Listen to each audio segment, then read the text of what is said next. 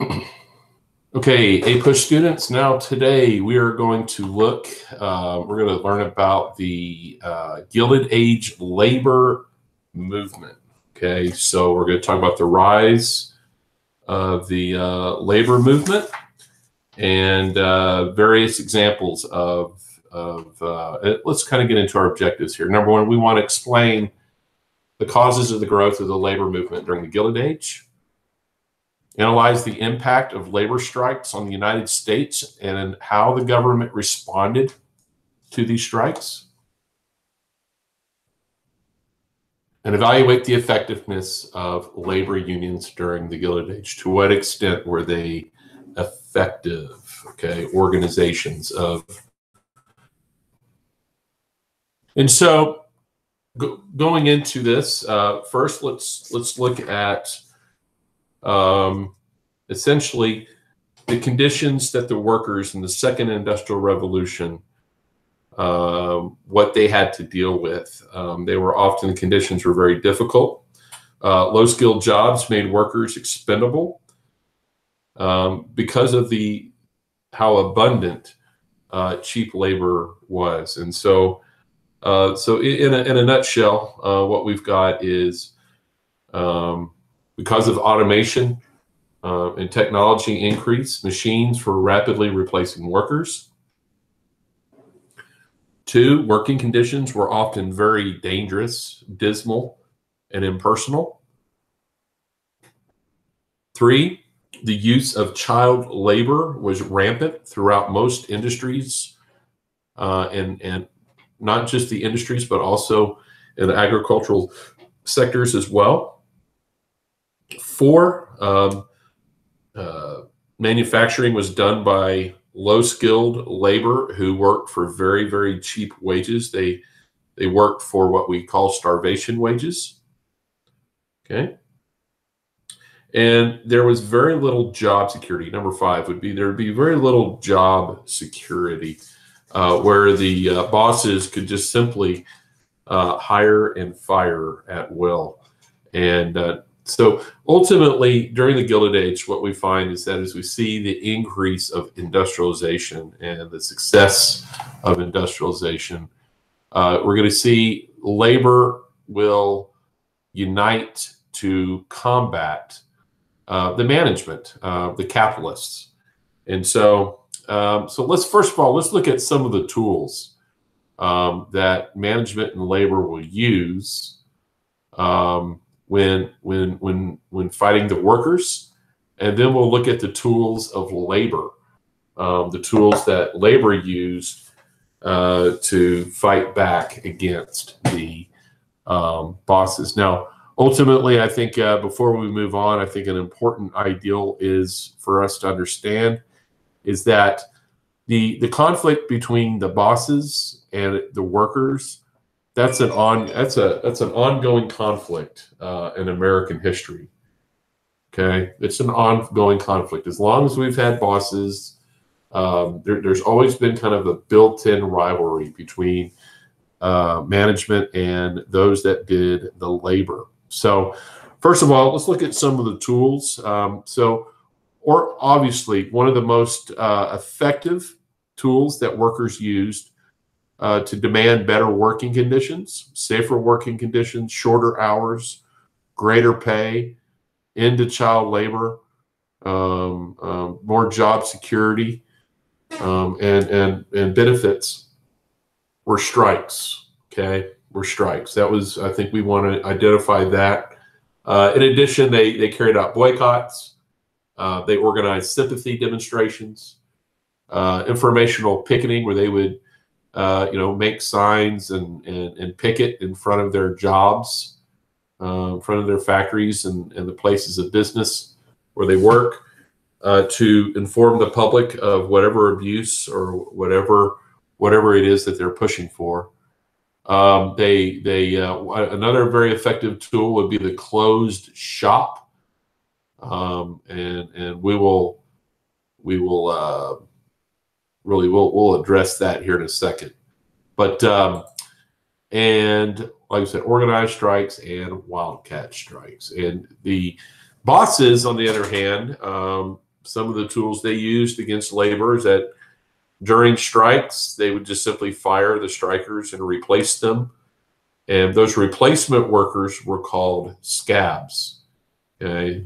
Replacement workers were often called scabs. And oftentimes, when strikers would lose their jobs and be replaced with scabs, it oftentimes bred a considerable amount of violence. Public relations campaign against labor, the use of detective agencies or private police, like groups like the Pinkertons. They would lock out the workers, blacklist workers. You're going to see blacklisting in the jungle as you go through that story. Yellow dog contracts. These are labor contracts that workers had to sign, promising not to join a union. Court injunctions. Court injunctions were often used to stop strikes and break strikes, and they promoted the open shop. And so before we move on, let's talk about what is open versus closed shop. Okay, open shop is the idea that a worker does not have to belong to a union in order to get work. Okay, a closed shop is an industry where in order to get a job, you must first join the union. They don't, in an open shop, union membership is not mandatory. In a closed shop, it is. So, for example, if I were to go to New York, the state of New York, and become a teacher, I would not be able to get a job in New York without first joining the teachers' unions in New York. This state of Texas is an open shop state. It's a right to work state. The right to work means that you don't have to be in a teachers' union in order to be a teacher in the United States or in the state of Texas. And so the closed shop obviously made unions very powerful in negotiating for better working conditions, whereas the open shop is used by management to negatively impact unions and their membership. Okay. So we talked about what a scab is. Scab is a worker hired to replace a striking worker, and it's very difficult to have strikes when the bosses can just simply rehire somebody to take your job.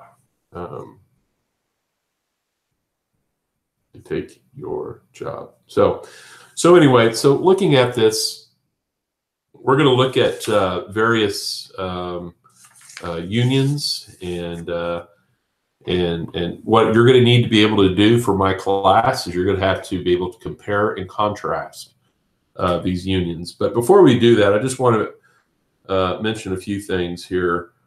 Is that oftentimes unions, just in general, unions during the Gilded Age, unions were created in response to a lot of the abuses that were going on in the workplace. And as unions became, as the membership in unions grew over the course of the period, okay, and as strikes began to appear,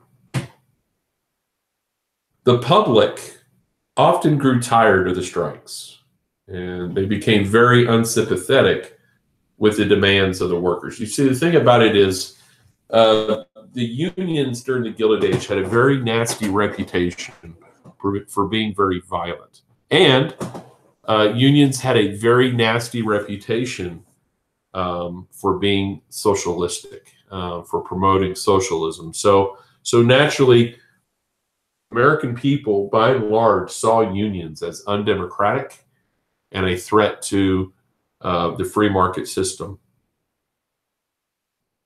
But despite much of the abuses of workers during the Gilded Age, wages in the United States were perhaps the highest in the world. So for as angry as these workers get about their work conditions and the hours that they work,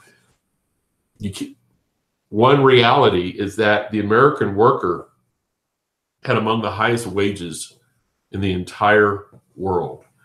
And so ultimately, let's talk about these unions. So the first union you're going to need to know, this is a big one. It was founded by Terence Patterly, okay, in 1869 as a secret society. He's not what you would call a radical by any means. He's fairly moderate. It originated as a secret organization. Okay. It used Republican imagery that associated with Lincoln, Abraham Lincoln, that each man should have a say in the political and economic issues that affect him. And so that's his organization was set up. Now, a lot of the reasons why these unions were oftentimes secretive is because in many industries, unionization was illegal. And the bosses would simply fire you if he knew of your membership in a union. And so, but either way, the Knights of Labor, very significant. It promoted this concept. Let me move forward one. Okay. No, you need to know this. This is very, very important. It established this idea of one big union, and put that in quotes, one big union. The Knights of Labor sought to include many, many groups of workers. It was a very diverse union. It included blacks, whites, immigrants, natives, men, women, unskilled and skilled workers. It was an organization that was what we would call very inclusive. It included people. It did not exclude. Okay, and so the Knights of Labor, its goals, 8-hour workday, and of course, as we compare and contrast these labor unions, you're going to need to know, what type of groups. First of all, who's the founder? What type of groups made up the Knights of Labor, which, by the way, the Knights of Labor was the first union in American history to reach 1 million members. It's one of the first to reach 1 million members. Okay, but it was very inclusive. And many of the leaders of the Knights of Labor, and this is a national union, by the way. This union has chapters and locals all across the United States. Okay, it's all across the United States. You've got these locals. First one to top 1 million people. It's very inclusive. They really don't turn you away. And much of the leadership of the Knights of Labor were actually Irish.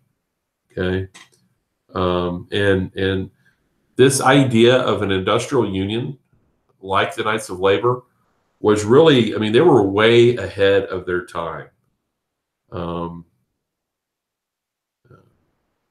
Most unions during this era were trade unions made up of skilled workers. Knights of Labor was like one of the first of its kind, and the fact that it not only included the skilled workers, the trade union, like what you'd find in a trade union, but it also included unskilled as well. And so what are the goals? The goals are the 8-hour workday, workers' cooperatives, worker-owned factories, abolition of child and prison labor,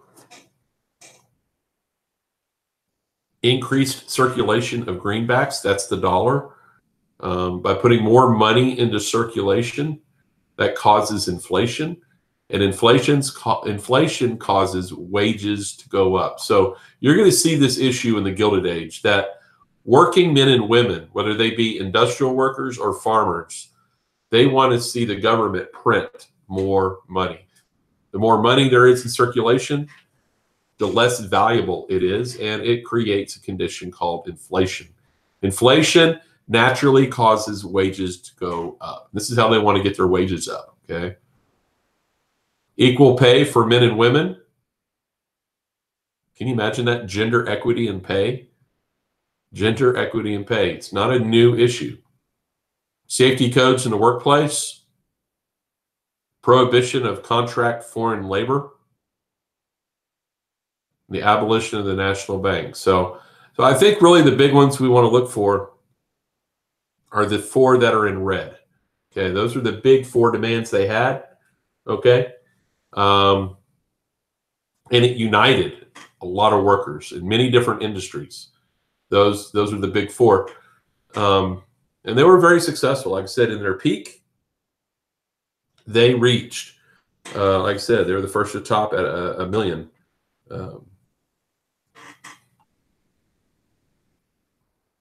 Okay, the next one.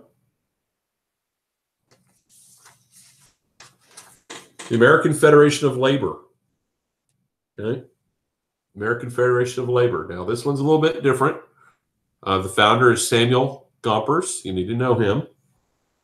Okay, it was formed in 1886 under the leadership of Samuel Gompers.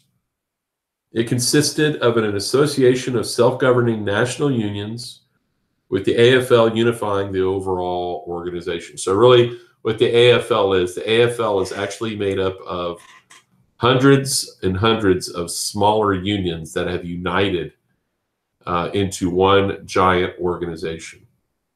Okay. He is in large part conservative. He is less liberal than Terence Patterly and the Knights of Labor. In fact, what Gompers wants to do is he wants to improve the image of working men and women in the or actually working men in the United States. And the way he sought to improve their image was by being very exclusive. Okay, exclusive. He wanted it. This union excluded people. It allowed only skilled workers, no unskilled, only men, no women, and only whites, no blacks. And so the goals, of course, were higher wages. That's the big one, okay? Higher wages. Whereas the Knights of Labor is really about that 8-hour workday. AFL is really pushing for wages, safer working conditions, and recognition of union in collective bargaining. In fact, what collective bargaining means is unions being able to directly negotiate, being able to directly negotiate with the bosses over working contracts. And so that they saw that as a very valuable freedom, an important freedom that working men in these unions should have. The tactics they use, obviously the collective bargaining, they don't want to strike. They promoted the concept of collective bargaining. Now, collective bargaining, very difficult to do unless you have a closed shop. So remember we talked about closed shop early on in this PowerPoint. The American Federation of Labor promoted the closed shop.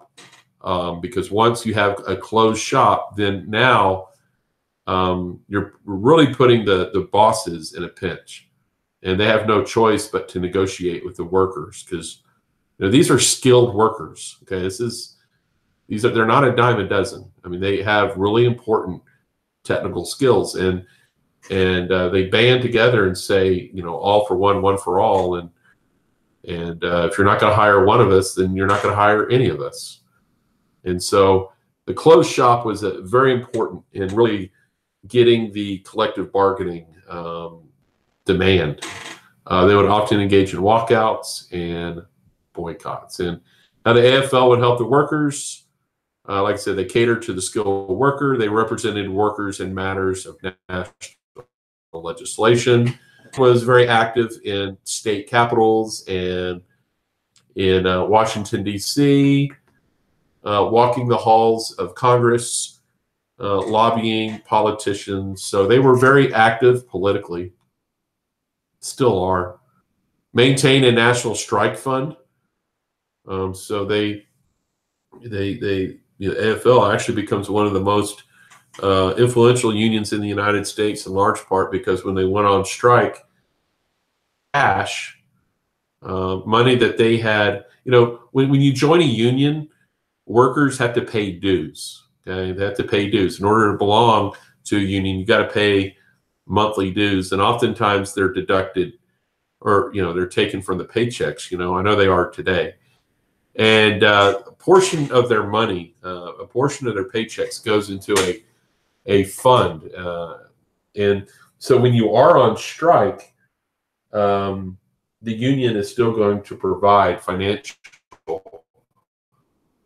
compensation for strike. So that's what that National Strike Fund means. They evangelized the cause of unionism. They prevented disputes among the many craft unions. So by being in one giant union, we talked about the AFL was made up of smaller unions kind of coming together under one umbrella. That really helped in resolving disputes between the smaller craft unions. They mediated disputes between management and labor. And like I said before, they really closed. I put it in red for a reason. They really closed for that closed shop. That closed shop is really going to help drive home their demands for collective bargaining. So the third union is going to be the American Railway Union. This union at its height had about 150,000 workers. As you can imagine, these workers were engaged in the railroad industry, and a little bit more radical than the other two. A little bit more radical than the other two. The leader of the American Railway Union was a socialist by the name of Eugene Debs, the guy that we're going to get to know very, very well in the class. Eugene Debs helped to organize this union of about 150,000 rail workers. Workers went on strike very often and engaged in, and really, the thing is, I'll say this about the railway union and these workers, these railroad workers, is that when they went on strike, the railroads shut down, and it's really had a negative impact on the country, on the economy, and it's kind of like, imagine if all the subway workers in New York City decided to one day go on strike because they wanted more. Maybe they wanted their wages increased. I mean, that whole city, the city of New York, would become paralyzed. I mean, nobody would be able to get around. So that's the power of the strike. And so in the American Railway Union, both skilled and unskilled workers could join. The goals are very clear. They want to overthrow capitalism. They want to end the whole wage system. They often fought the bosses through arbitration, boycotts, strikes, and we'll talk about one here in a few minutes, the Pullman strike of 1894. But despite promoting the overthrow of capitalism, they were nonviolent. Debs preached nonviolence. And the fourth union that you're going to need to be familiar with is the IWW. Now, these people are, they call them the Wobblies, and the IWW was, for most part, it was a communist. They were communists. They believe, and they supported the overthrow of the capitalist system, but they urged the use of violence in order to do so. So unlike the American Railway Union, this group, they urged the overthrow of capitalism, but they promoted violence. They promoted violence. And so they will really become integral to the story as we cross into the 20th century in the 1900s. But they expected this union would lead a violent overthrow of the capitalist system. Okay, so let's get to so those are the four unions you need to know, and I would like to look at the examples of strikes. These strikes you need to be familiar with. First, we have the Great Railroad Strike of 1877. And so if you think context, what is 1877? 1877, this is the end of Reconstruction in the South. So while Reconstruction is coming to an end, okay, this railroad strike is really becoming a national crisis. So what started the railroad strike is that several railroads announced that they were going to cut wages by 10%, and this would be the second wage cut since 1873, and it led to what you would want to call it. This was the first nationwide strike. We've always had strikes, but I wouldn't say we always, but we had strikes prior to 1877, but they were localized, small scale, maybe concentrated to one city or a group of cities or whatever. The Great Railroad Strike, what made it a great railroad strike is that it was a national strike. It had a great deal of unity across the entire nation. As you can see in this map here, is that it was very widespread and it was very widely supported by railroad workers. It paralyzed the railroads throughout the East, Midwest. It involved some 100,000 workers. Later on, during this strike, farmers, coal miners, craft workers, and other unemployed will join in on the strike to stand in solidarity with the railroad workers. It was involved, as you can see here, the strike took place in 14 states and 10 railroad companies. And what's noteworthy about the railroad strike of 1877 is it came to an end when President Rutherford B. Hayes used federal troops to crack down on the union. So the union, the strike was broken by use of military force by the President of the United States. So that should just tell you what side the president and the government's on. But at the end of the day, President Hayes did this because we have to get the railroads going again. The railroads are so important to the United States economy that we cannot have our railroads being paralyzed by these rail strikes. So that's one right there. Okay. Lasted 45 days. Violence led governors in 10 states to mobilize 60,000 local, state, and federal militia. Pretty big. So the Panic of 1873 causes economic depressions, which causes employers to cut wages 2 times, right? Talked about that, by more than 10%. Workers go on strike in New York, Pittsburgh, St. Louis, Chicago, San Francisco. You saw that in the map. Transportation is shut down in several major cities. President Hayes calls out the federal troops to end the strike. And the railroad strike left over 100 dead. 2/3 of the nation's railroads lay idle, millions of dollars of property damage, and none of the demands of the striking workers were gained. There you can see the destruction of the property.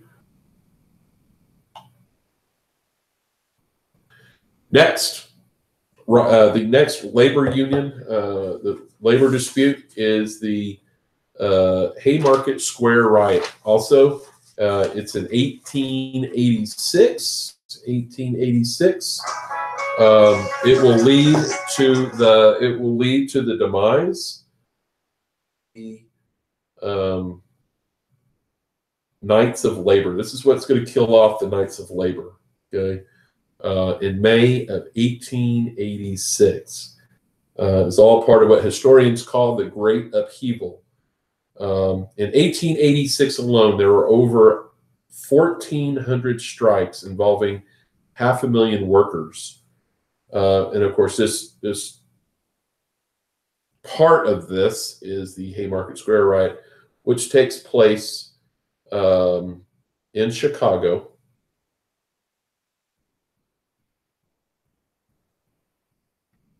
Okay.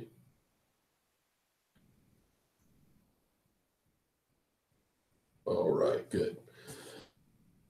In Chicago. So what happened is the Knights of Labor organized this huge demonstration in Haymarket Square in front of the McCormick Harvesting Machine Company. Okay, and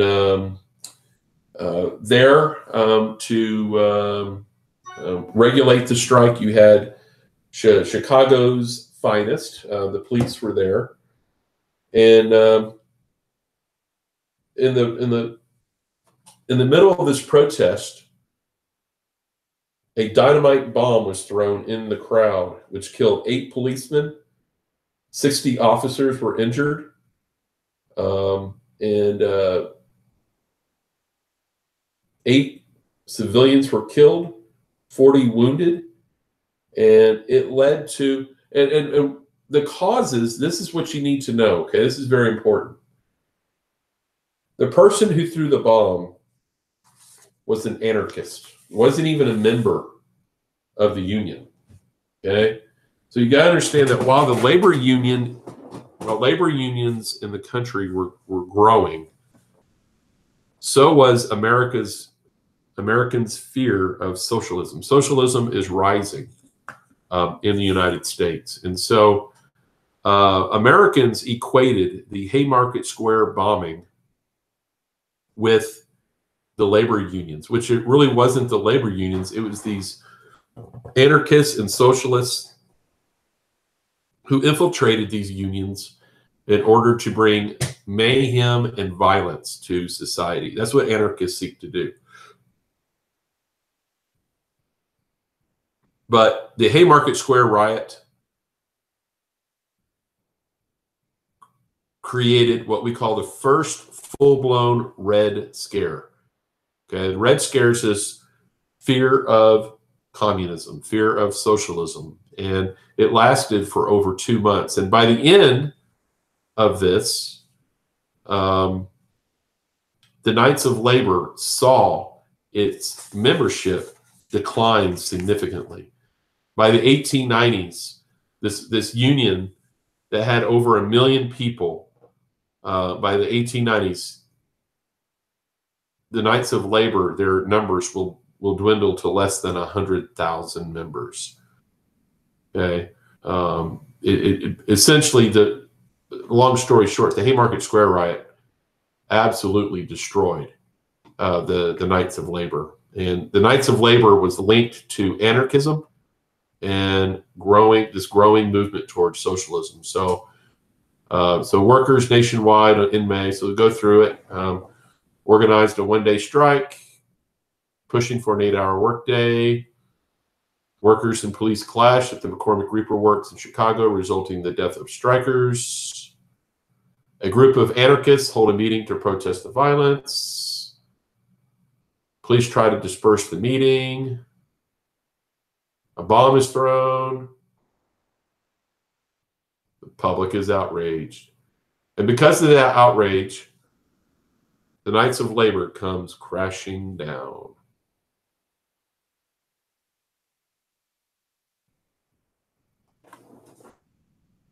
Barbarians, savages, illiterate, ignorant anarchists from Central Europe, men who cannot comprehend the spirit of our free American institutions. Of these, I am one. My name is August Vincent Theodore Spies. Okay, so these are some of the people, these are the bomb throwers that were responsible for the violence at Haymarket Square riot. So you can imagine that these labor unrests, like the Haymarket Square riot, also, you can see here, it also created nativism, You know, the belief is that the people who join these unions are a bunch of socialists, commies from Europe, immigrants. And so the Gilded Age is a period of nativism, okay, in large part because of their links to these unions.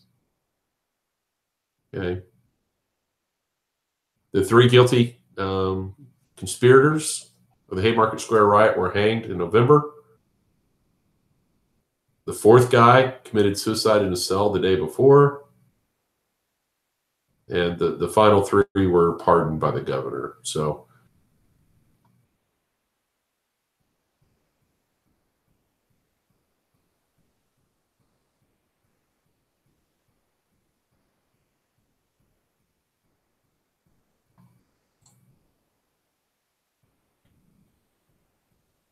got it? Then you have your Homestead Strike. The Homestead Strike was part of the H.W. Brands video, and we'll go through that as well.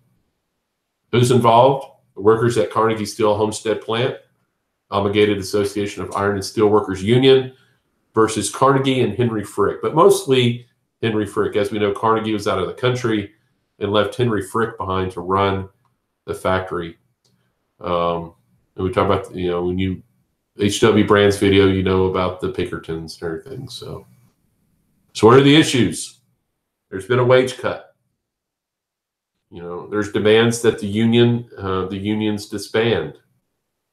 Significant state troops were sent in to destroy the union, and there were over a dozen deaths when the Pinkertons were brought in by Frick to break the strike.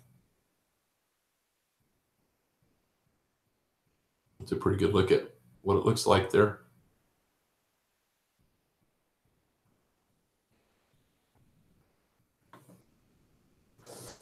And of course, you know what? Why do you break the backs of the unions? Is that you have profits to protect. You know, labor costs are the highest cost that a business owner has, and so by not taking care of the workers, it's a way of really padding your profits. Now, what we know about the Homestead is that they didn't cut wages because just to be a bunch of Grinches. They cut wages. Frick is going to cut wages because the price of steel had fallen, and so it was just it's a decision that any businessman would make in order to not go into the hole. Shortly after the Homestead Strike, disgruntled worker Alexander Berkman went into the office of Henry Frick and shot him. And lucky for Frick, he survived. Don't know what happened with Mr. Berkman. Emma Goldman in My Living Life says, "I will kill Frick," Sasha said, "and of course, I shall be condemned to death. I will die proudly in the assurance that I gave my life for the people, but I will die by my own hand, like Ling. Never will I permit," remember Ling is one of the conspirators in the Haymarket Square bombing. "Never will I permit our enemies to kill me."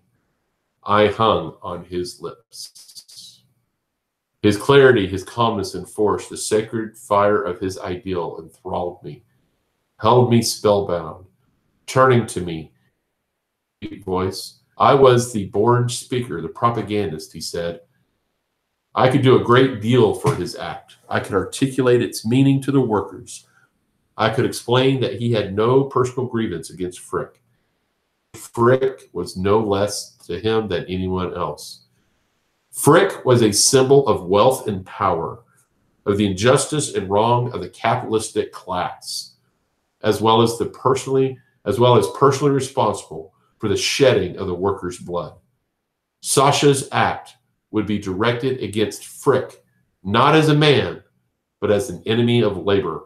Surely I must see how important it was that I remained behind to plead the meaning of his deed and his message.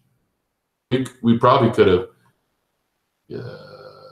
started up here, but so in other words, Goldman is a labor leader who is going to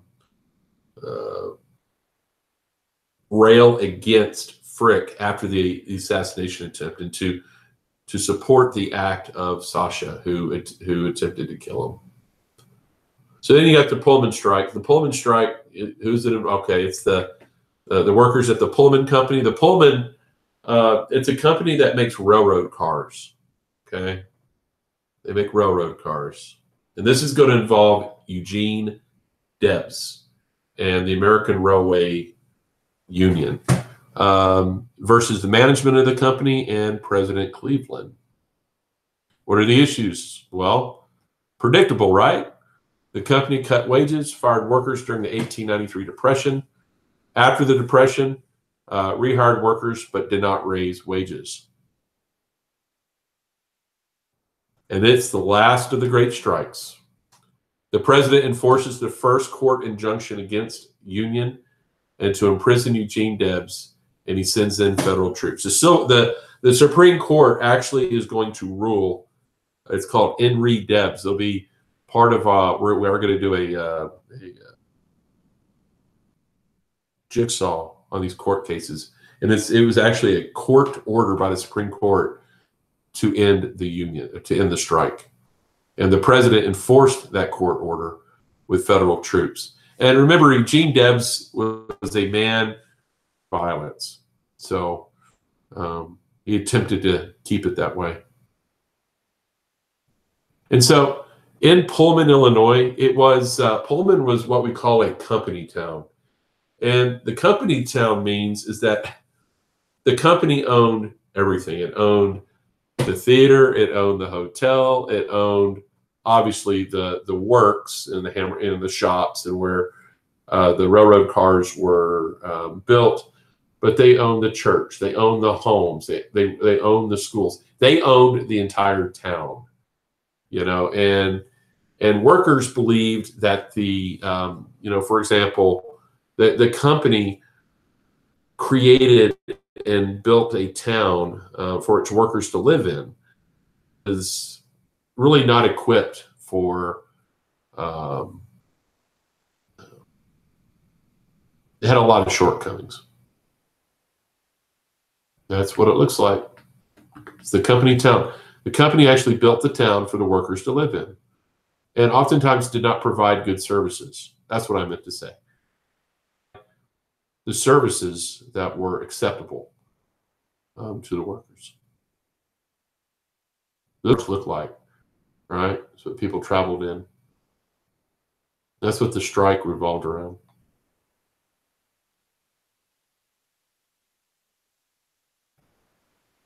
There's President Grover Cleveland. He's the guy who broke the union by enforcing the court injunction, sending in federal troops.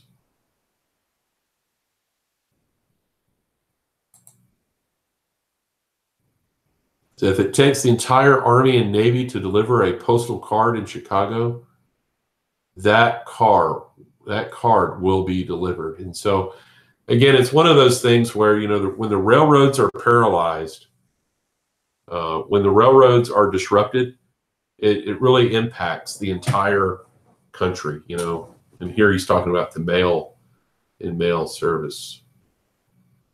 You can see the destruction of the strike.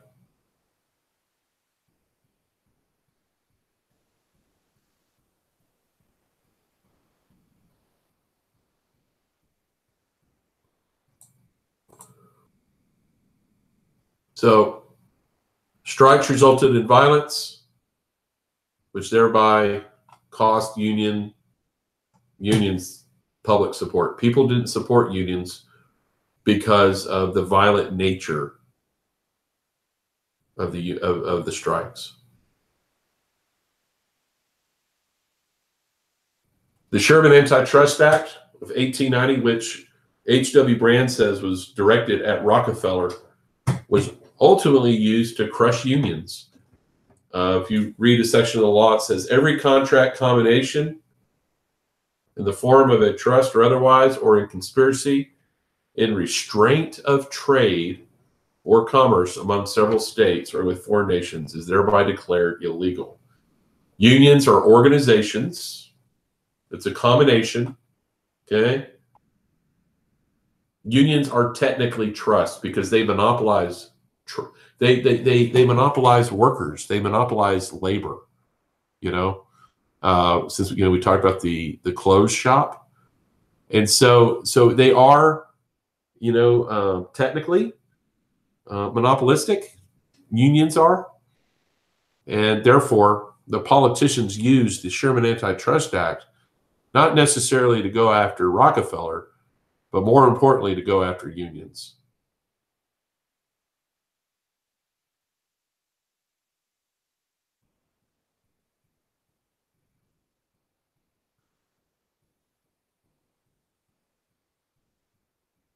There we go. Sherman Antitrust Act is passed to break up trusts, but courts use the law to break up unions.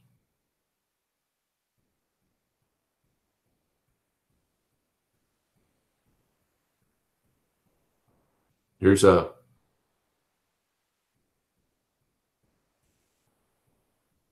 little political cartoon. You can see how they depict the unions. Unions plus violence plus strikes plus socialists plus immigrants equals anarchists. So they got a really nasty reputation. And the reality is that most rank and file union members, most rank and file union members were none of these. Okay. You see the rise and decline, and union membership is in decline, and it has been for a number of years. I know this graph here is kind of cut off in the year 1999, but the wave of the future is moving away from organized union labor and more towards kind of what Abraham Lincoln wanted. He wanted to create. Lincoln saw economy, American workers were free to choose their job, and the freedom to work, the freedom to have a job should not be restricted by having to join a union. And so, we're rapidly becoming that country. We're rapidly becoming that country. So that's pretty cool. Now, I think it's also important to understand that by 1900. Unions had largely failed to achieve their goals. Wages pretty much remained almost the same compared to 1865. Work hours remained high in most industries. Working conditions remained oppressive. Poorly ventilated factories, unsafe working conditions, on-the-job accidents, child labor being used. Most unions were either broken or severely weakened by owner and government actions. And the American Federation of Labor was among the few unions that remained intact and saw improvements for its workers. Okay, so and when we get into the Gilded or the Progressive era, we'll start looking at a time period, the Progressive era. When we get into the 20th century, the Progressive era, the reputation of unions and the effectiveness of unions will change drastically for the better.